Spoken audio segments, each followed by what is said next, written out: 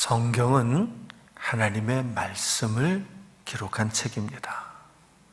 하나님의 음성을 듣고 깨달았던 위대한 선지자들의 생생한 증언이 담긴 말씀이 성경입니다.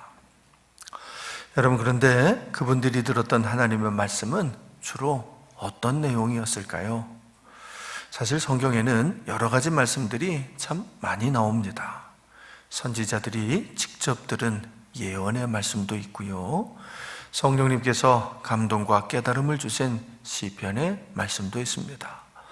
또한 솔로몬처럼 지혜로운 분들이 깨닫고 이해하고 수집한 잠언의 말씀도 있습니다. 뿐만 아니라 바울과 같은 위대한 사도들이 교회들에게 이렇게 보내는 거룩한 편지도 있습니다. 하지만 그 형식과 내용이 아무리 다양해도 모두가 하나님의 말씀이라는 사실에는 변함이 없습니다. 그렇습니다. 성경은 하나님의 말씀입니다. 여러분 믿으십니까? 그렇습니다. 그런데 중요한 거는요, 이 성경은 하나님의 말씀 중에서도 특히 하나님의 약속을 기록한 말씀이라는 겁니다. 그렇습니다. 성경은 하나님의 약속입니다. 하나님께서 우리에게 주신 약속, 그 거룩한 약속이 바로 성경 말씀입니다.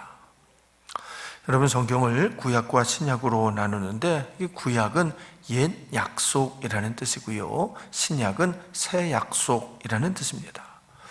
영어 성경에서도 똑같아요. Old Testament, 또 New Testament, 이렇게 신구약을 이야기하는데, 이 Testament라는 단어가 약속, 증언이라는 그런 뜻입니다. 자, 그렇다면 성경은 어떤 약속을 기록한 것일까요? 하나님께서는 어떤 것을 우리에게 약속하셨을까요? 성경에는 많은 약속들이 나옵니다. 성경이 수천 년 동안 수많은 분들에 의해서 이렇게 기록이 된 것이라 이 성경에는 여러 가지 약속들이 참 많이 나옵니다. 하지만 여러분, 그 약속의 핵심은 딱 하나입니다. 바로 구원입니다. 그렇습니다. 성경은 구원의 약속이 기록된 말씀입니다. 우리가 구원을 받을 수 있는 유일한 방법이, 여러분, 세상에서 이 방법이 기록된 책은 오직 성경밖에 없어요. 세상에 아무리 많은 가르침, 아무리 많은 책이 있어도 구원을 어떻게 받을 것인가는 성경만이 가르쳐 줍니다. 여러분, 그런데 그 구원이 무엇인지 혹시 아십니까? 이 구원, 소테리아라고 하는 단어는, 이 구원이라고 하는 것은 건짐을 받는다라고 하는 그런 뜻입니다. 자, 그러니까 구원이 뭐냐면 하나님으로부터 이렇게 건짐을 받는 것, 그게 구원입니다. 근데 하나님은 어디에서 우리를 이렇게 건져 주실까요? 죄에서. 이게 중요한 거예요. 그리고 그 죄의 결과로 생겨난 사망에서 건짐을 받는 겁니다. 또한 이 죄의 결과로 인한 많은 고통들에서도 건짐을 받는 것, 그것이 구원입니다. 어떤 분들은 이 구원을 천국에 들어가는 것이다 라고만 이렇게 생각을 하시는데, 그건 아닙니다. 천국에 들어가는 것도 물론 구원의 일부이지만 그것이 구원의 전부는 아닙니다.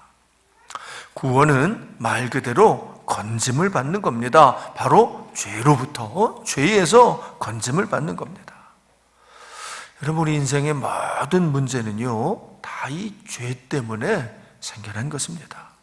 죄가 있기 전에는 죽음이 없었습니다. 고통도 없었습니다. 슬픔도 아픔도 없었습니다. 모든 문제는 다 죄 때문에, 죄로 인하여 생긴 것입니다. 그렇기 때문에 죄가 해결이 되면 그로 인한 문제들도 다 해결이 되는 겁니다. 그게 구원입니다. 죽음에서 건짐받는 것만이 아니고 인생의 모든 문제에서 건짐을 받는 것입니다. 성경은 바로 그 약속이 기록된 하나님의 말씀입니다. 하나님께서 우리를 죄에서 건져주시겠다고 약속하신 그 언약의 말씀이 바로 이 성경 말씀인 거지요. 자, 그렇다면 하나님께서는 어떤 방법으로 우리를 구원해 주신다라고 약속을 하셨을까요? 바로 예수 그리스도. 그렇습니다. 예수님을 통해서 우리를 죄에서 구해 주시겠다고 약속하셨습니다. 여러분, 그게 성경입니다. 성경에는 아주 방대한 내용들이 많이 담겨 있습니다만 그 핵심은 오직 예수 그리스도 그 약속인 것입니다. 그래서 예수님이 오신 거예요. 또한 그렇기 때문에 우리의 죄를 감당하시고 십자가에서 죽으신 것입니다. 우리를 구원해 주시려고. 또한 그렇게 하심으로 하나님의 약속을 이루시려고 오신 것이고 죽으신 것입니다. 뿐만 아니라 그렇기 때문에 부활하신 겁니다. 우리에게 부활의 소망을 주시려고 부활의 첫 열매가 되사 다시 살아나신 겁니다. 구약 성경은 예수님이 오시기 전에 장차 오실 예수님에 대한 약속을 기록한 말씀입니다. 많은 내용들이 담겨 있습니다만 그 핵심은 장차 오실 예수 그리스도, 바로 메시아에 대한 약속인 거지요. 신약 성경은 예수님께서 오신 이후에 이 땅에서 성취하신 것들에 대한 것을 기록한 말씀입니다. 또한 다시 오실 예수 그리스도, 심판주가 되사 우리를 심판하시고 새 하늘과 새 땅을 열어주실 그 약속에 대한 말씀이 신약 성경입니다. 아무튼 성경은 예수님에 대한 말씀입니다. 구약이든 신약이든 다 예수님에 대한 말씀입니다. 나아가 매주일 이 강단에서 선포되는 설교 말씀까지도 사실은 다 예수님에 대한 말씀입니다. 여러분, 그렇습니다. 설교는 예수님 이야기입니다. 예수님에 대한 말씀이 진정한 하나님의 약속, 곧 복음이기 때문입니다. 이것은 우리가 읽고 있는 이 사도 바울의 설교도 마찬가지입니다. 아니, 그 누구의 설교든 핵심은 언제나 예수님입니다. 사도행전에는 베드로의 설교도 나오고 스데반의 설교도 나오고 바울의 설교도 나오는데 그 핵심은 다 똑같습니다. 바로 예수님 이야기입니다. 그렇습니다. 예수님에 대한 말씀, 그 이야기가 진정한 설교입니다. 베드로든 스데반이든 사도 바울이든, 아니 지난 2000년 동안 수많은 교회들에서 선포된 수많은 모든 설교들이 다 동일한 것입니다. 예수님 이야기, 예수님을 통해 하나님의 약속이 이루어지는 이야기, 그 이야기가 설교입니다. 따라서 그것이, 그 예수님 이야기가 우리 기독교의 핵심입니다. 성경의 핵심이며 신앙 고백의 핵심입니다. 오늘 사도 바울이 비시디아 안디옥의 회당에서 선포하는 이 말씀 역시도 동일한 내용입니다. 예수 그리스도, 하나님의 약속의 성취자이신 예수님에 대해 말씀하고 계시는 거지요. 천신만고라는 말이 있습니다. 여러분, 그 천신만고할 때 천신의 신자는 매울 신자입니다. 그러니까 천신은 천 가지 매운 것이라는 뜻이고, 만고할 때 고자는 쓸 고자입니다. 그러니까 만 가지 쓴 것이라는 거지. 천 가지 매운 것과 만 가지 쓴 것, 그게 천신만고입니다. 너무너무 힘들고 어렵다는 그런 뜻이지요. 바울과 바나바가 갈라디아의 그 비시디아 안디옥까지 가는 과정이 천신만고, 정말 어렵고 힘든 과정이었을 것입니다. 그렇습니다. 바울과 바나바는 천신만고 끝에 비시디아 안디옥에 도착했을 것입니다. 해안 도시인 그 버가에서 3,000m, 4,000m가 넘는 큰 산들이 즐비한 그 타우루스 산맥을 넘어가야 고온 도시인 비시디아 안디옥에 도착할 수가 있었기 때문이죠. 우리 지난 시간에 살펴보지 않았습니까? 여러분, 사실 그 여정에는 수많은 위험들이 도사리고 있었습니다. 일단 그 길이 이만저만 험난한 길이 아닙니다. 뿐만 아니라 그 요소요소에 산적들이 숨어서 여행자들을 노리고 있었습니다. 그런데다가 바울은 우리 지난 시간에 본 대로 몸에 병이 들었습니다. 그 몸이 온전치가 못한 상태였습니다. 더욱이 수행원으로 데려갔던 요한 마가마저 중도에 포기하고 돌아가 버리고 말았습니다. 그러니 얼마나 힘들었을까요? 얼마나 힘든 여정을 이겨내며 비시디아 안디옥에 도착한 것일까요? 얼마나 힘들었든지 훗날 사도 바울은 그 여정을 이렇게 기록하고 있습니다. 여러 번 여행하면서 강의 위험과 강도의 위험과 동족의 위험과 이방인의 위험과 시내의 위험, 폴리스 시내 안에도 위험한 게 있습니다. 시내의 위험과 광야의 위험과 바다의 위험과 거짓 형제 중에 위험을 당하고 또 수고하고 애쓰며 여러 번 자지 못하고 줄이며 목마르고 여러 번 굶고 춥고 헐벗었노라. 물론 이 말씀은 바울의 선교 여행 그 전 과정을 망라한 말씀입니다만 그 중에서도 특히 첫 번째 여정, 몸에 병이 다 들었는데도 갈라디아까지 찾아갔던 그 기억이 아마 가장 주도적이었을 것입니다. 여러분, 이게 선교입니다. 이렇게 힘들고 어려운 것이 복음을 들고 세상에 나가는 것입니다.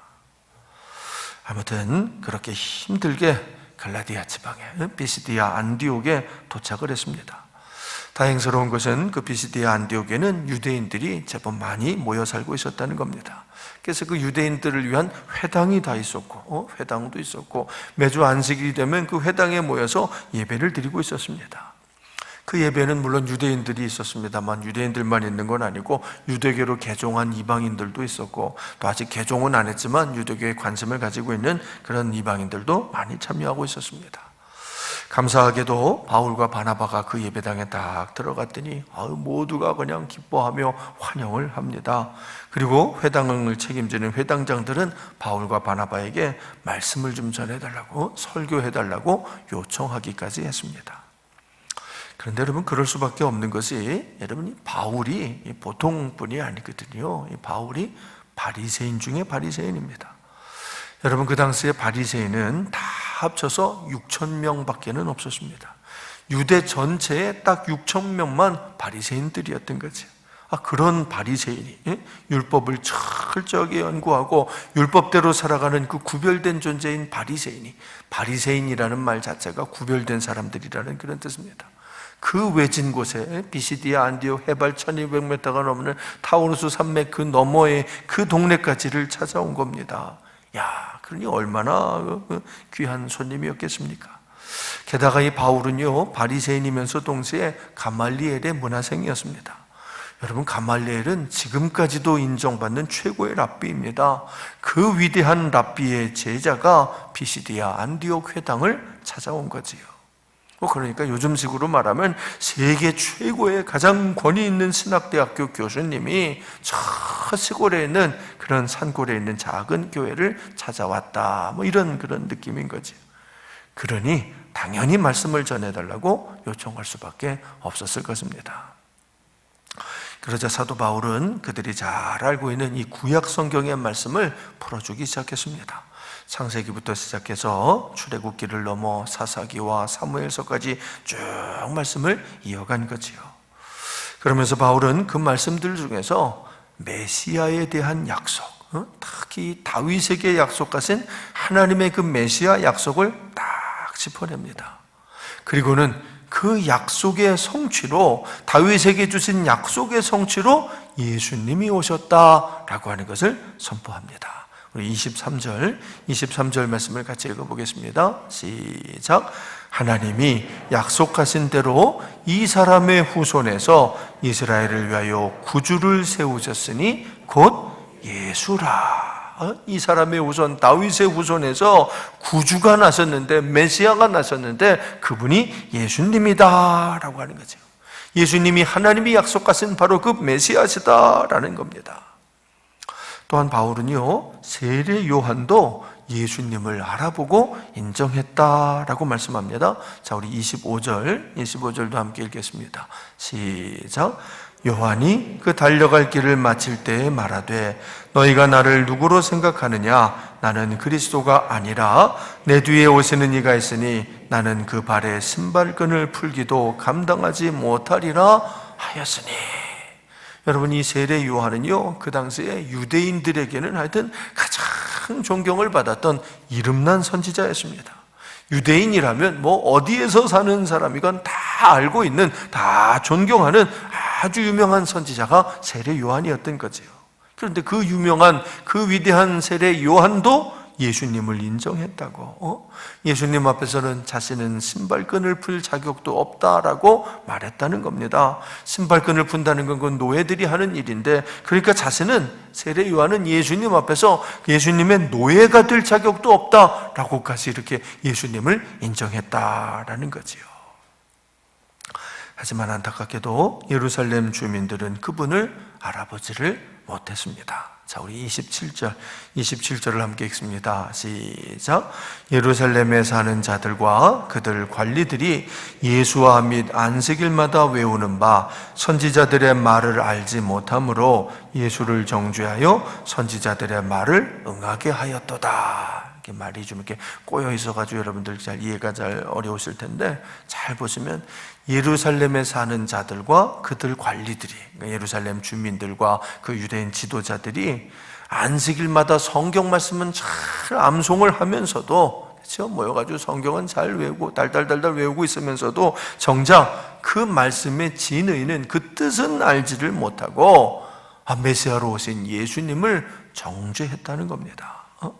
그들이 하나님을 약속을 몰라서, 하나님의 뜻을 몰라서 예수님을 정죄하고 말았다는 거지요. 하지만 사실은 그렇게 될 것이라는 것이 이미 성경에 다 예언되어 있다라는 얘기입니다. 메시아가 오실지라도 사람들이 그분을 알아보지를 못하고 끝내는 죽이고 말 것이라고 성경에 다 예언이 되어 있다라는 거지요. 그러니까 결국은 이 모든 일들이, 예수님이 당하신 그 모든 일들이 다 말씀대로 된 것이다 라는 뜻인 겁니다. 그런데 정말 놀라운 것은, 그들은, 예루살렘 사람들은 예수님을, 메시아를 몰라보고 십자가에 매달아 죽였는데 하나님은 그분을 죽음에서 다시 살려내셨다는 겁니다. 자, 우리 30절을 함께 읽습니다. 시작. 하나님이 죽은 자 가운데서 그를 살리신지라. 그렇습니다. 하나님이 예수님을 다시 살려내셨습니다. 예수님은 아무런 죄도 짓지 않은 세상에서 유일한 분이시기 때문입니다. 여러분, 이게 참 중요한 거예요. 이걸 잘 이해하셔야 예수님 이야기가 풀립니다. 잘 들어보십시오. 이 사망이라고 하는 것, 죽음이라고 하는 것은 원래부터 있는 게 아닙니다. 이거는 아까도 얘기했다시피 죄 때문에 생겨난 겁니다. 죄를 범하니까 사망이 생긴 겁니다. 자, 그렇기 때문에 죄가 없다면 사망도 없는 거지요. 죄가 없다면 사망은 아무런 역할도 할 수가 없는 겁니다. 그런데 예수님은 비록 인간의 육신을 입고 세상에 내려오셨지만 평생 단 한 가지의 죄도 짓지 않으신 겁니다. 마귀는 그 예수님을 유혹하려고, 예수님을 유혹해서 어떻게든 죄를 짓게 하려고 갖은 수단을 다 동원을 했습니다. 달콤하게 유혹하기도 하고, 십자가에 매달아 모진 고통을 주기도 하고, 하여튼 모든 수단을 다 동원을 했습니다. 그래서 예수님을 공격했는데 예수님이 얼마나 힘드셨던지 땀방울이 핏방울이 되도록 힘들게 기도하시면서 그 모든 마귀의 공격을 이겨내신 거지요. 할렐루야. 참 다행스럽게, 정말 다행스럽게도 예수님은 끝까지, 죽는 그 순간까지도 죄를 범하지 않으셨다는 것, 모든 유혹, 모든 고통을 이겨내셨다는 거지요. 그래서 마귀의 모든 공격을 다 이겨내시고 마지막 순간까지, 운명하시는 그 순간까지도 죄를 범하지 않으셨다는 겁니다. 그러자 하나님께서 예수님을 다시 살려내셨다는 거지요. 왜? 죄를 범하지 않으셨으니까. 죄가 없으니 사망에게 매여 있을 이유가 없다는 그런 얘기인 거지요. 이해가 되십니까? 참 중요한 거예요. 근데 예수님께서 그렇게 부활하셨다는 것은 그 당시 사람들은, 특히 유대인들 중에는 수많은 사람들이 다 보고 알고 있다는 그런 이야기입니다. 자, 우리 31절 말씀을 함께 했습니다. 시작. 갈릴리로부터 예루살렘에 함께 올라간 사람들에게 여러 날 보이셨으니 그들이 이제 백성 앞에서 그의 증인이라. 부활하신 예수님이 여러 날 그들과 함께 있어서, 성경에 보면 500명이 넘는 사람들이 한꺼번에 부활하신 예수님을 만났다고 그랬는데 그 사람들이 다 증인이라는 거지요. 모두가 다 예수님이 부활하셨다는 것을 증언한다는 것입니다. 특히 이 바울과 바나바, 지금 설교하고 있는 이 바울과 바나바도 그 증인 중에 한 사람이다라는 겁니다. 그러면서 바울은 예수님의 그 부활은 사실은 그 역시도 성경에 이미 다 기록이 되어 있다라는 얘기를 합니다. 자, 우리 32절 또 33, 34, 35절까지 좀 길지만 쭉 같이 읽어보죠. 32절에서 35절 시작. 우리도 조상들에게 주신 약속을 너희에게 전파하노니 곧 하나님이 예수를 일으키사 우리 자녀들에게 이 약속을 이루게 하셨다 함이라. 시편 2째 편에 기록한 바와 같이 너는 내 아들이라 오늘 너를 낳았다 하셨고 또 하나님께서 죽은 자 가운데서 그를 일으키사 다시 썩음을 당하지 않게 하실 것을 가르쳐 이르시되 내가 다윗의 거룩하고 미쁜 은사를 너희에게 주리라 하셨으며 또 다른 시편에 일렀으되 주의 거룩한 자로 썩음을 당하지 않게 하시리라 하셨느니라. 이게 지금 무슨 말씀을 바울이 하고 계시는 거냐면, 여러분, 저도 여러분들에게 설교를 하면서 계속해서 성경을 인용해서 함께 읽고 또 인용하고 찾아보고 그러지 않습니까? 이제 바울도 그렇게 설교를 하는 거예요. 특히 이제 시편 말씀을 쭉 인용을 하면서 바라 메시아가 다시 살아난다고 하지 않았느냐라고 하는 것을 이렇게 쭉 증명을 하는 거지. 그러니까 알고 보면 성경에는 예수님이 부활하실 거다라는 약속이 아주 많이 곳곳에 기록이 되어 있다라는 겁니다. 사실은 구약 성경 전체 자체가 오실 예수님에 대한 예언의 말씀, 약속의 말씀이기 때문인 거지요. 그리고 그 말씀을 가장 확실하게 깨닫고 기록하신 분이 이 시편을 지은 다윗이다, 그런 얘기예요. 그렇습니다. 다윗은 메시아에 대한 약속을, 예수님에 대한 약속을 가장 분명하게 깨달았던 분이지요.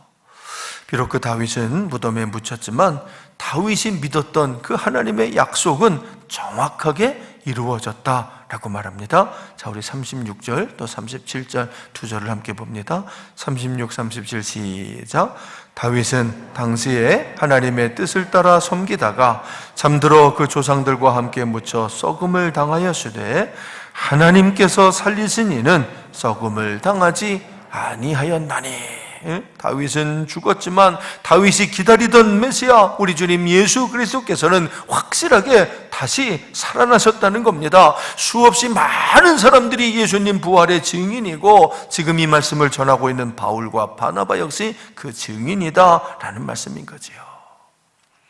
더욱 감사한 것은 예수님의 십자가, 예수님의 죽음은 세상 모든 사람들의 죄값을 대신해서 받으신 것이다 라는 겁니다. 하나님의 아들이시라 그분의 희생, 그분의 몸값은 전 인류보다도 더 값지신 것이기 때문입니다. 여러분, 이거 우리가 레위기 공부할 때 다 살펴본 얘기인데, 이스라엘 사람들은 매년 속죄일이라고 하는 대속죄일이 되면 대제사장이 소 한 마리 또 양 한 마리 그리고 염소 2마리를 가지고 제사를 지냅니다. 그렇게 하면 이스라엘 백성들이 1년 동안 지은 모든 죄를 그날 그 제사를 통해서 속죄함을 이렇게 받는 거지요. 여러분, 소와 양과 염소의 피값으로 1년 동안 지은 이스라엘의 죄를 이렇게 용서받게 하는 겁니다. 그게 율법입니다. 그게 하나님의 약속인 거지요. 자, 그런데 소와 양과 염소의 피값으로 1년 동안 그 민족의 죄가 다 용서받을 수 있다면 하나님의 아들, 하나님의 본체이신 예수님의 피값이면 얼마나 많은 죄를 용서받을 수가 있겠냐는 그 말씀입니다. 여러분, 예수님은 하나님이십니다. 하나님의 본체, 하나님 자체이신 겁니다. 그러니 그분의 희생이라면, 그분이 제물이 되셨다면 여러분, 그건 인류 전체의 죄를 영원토록 용서함 받게 하고도 남는 것이다 라는 거지요. 할렐루야. 믿어지십니까? 그 얘기를 하시는 거예요. 38절, 39절 우리 두 절도 함께 읽어보겠습니다. 참 중요한 말씀입니다. 시작. 그러므로 형제들아, 너희가 알 것은 이 사람을 힘입어 죄사함을 너희에게 전하는 이것이며 또 모세의 율법으로 너희가 의롭다 함을 얻지 못하던 모든 일에도 이 사람을 힘입어 믿는 자마다 의롭다 함을 얻는 이것이라. 너희가 알 것은, 당신들이 알아야 되는 것은 이 사람을 힘입어, 예수님을 힘입어서 죄사함을 받을 수가 있다라는 것이라는 겁니다. 모세의 율법을 통해서는 불가능한 일들까지도 예수님을 힘입어서는 의롭다 하심을 얻을 수가 있다는 거지요. 그분이 예수님인 겁니다. 우리들의 모든 죄를, 전 인류의 모든 죄를 영원토록 용서받게 하실 수 있는 분, 그분이 바로 예수님인 거지요. 자, 그런데 문제는 그분을 믿어야만 그렇게 된다는 겁니다. 그렇습니다. 예수님을 믿어야, 예수님이 나를 위해서 죽으셨다는 것을 믿어야만 그 약속이 내게도 이루어진다는 겁니다. 그러지 않으면, 예수님을 믿지 않으면 예수님과 나는 아무 상관이 없는 관계가 된다는 거지요. 자, 그 얘기가 40절과 41절 말씀입니다. 우리 같이 읽어보겠습니다. 40절 또 41절 시작. 그런즉 너희는 선지자들 통하여 말씀하신 것이 너희에게 미칠까 삼가라. 일러스되 보라, 멸시하는 사람들아, 너희는 놀라고 멸망하라. 내가 너희 때를 당하여 한 일을 행할 것이니 사람이 너희에게 일러줄지라도 도무지 믿지 못할 일이라 하셨느니라.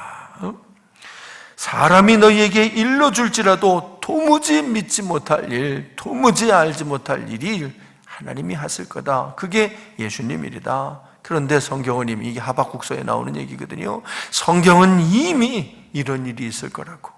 예수님이 십자가에 달려 죽으실지라도, 그분이 인류의 모든 죄를 감당하고 죽으셨을지라도 난 그거 못 믿겠다 하는 사람들이 많이 있을 거라고 예언이 되어 있다는 거지요. 그러면서 갈라디아 사람들에게, 비시디아 안디옥 교회 교인들에게는 그런 사람이 되지 말라고, 하나님의 약속을 믿지 못하는 그 사람이 되지 말라고 지금 이렇게 권면을 하시는 겁니다. 여러분, 이것이 바울의 설교입니다. 우리 지금 사도 바울의 설교를 한 편 쭉 지난 시간, 이번 시간에 이렇게 살펴본 거예요.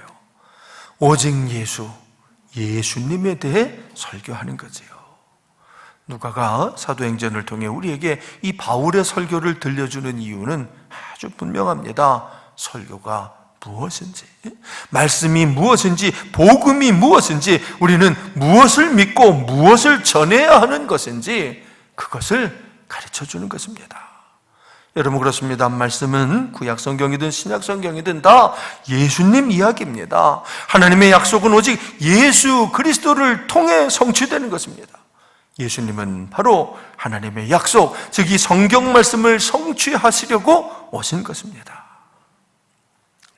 코로나19로 전 세계에 수많은 사람들이 큰 고통을 겪고 있습니다. 300만 명이 넘는 사람들이 감염이 됐고 20만 명이 넘는 사람들이 목숨을 잃었습니다. 아마 이번 주가 지나면 거진 한 400만 명 감염될 것 같아요. 한 30만 명도 죽을 것 같습니다. 와, 대단하지요. 또한 그로 인한 많은 어려움들이 지금 전 세계의 모든 나라들, 어느 나라도 이 영향을 받지 않는 나라가 없는 것 같아요. 큰 고통을 받고 있습니다. 하지만 여러분, 알고 계십니까? 그보다도 훨씬 더 힘들고 훨씬 더 어려운 것이 있습니다. 코로나19보다도 더 무서운 질병이, 더 많은 사람들을 죽음으로 몰아넣는, 그것도 영원한 멸망으로 몰아넣는 정말 무서운 질병이 있습니다.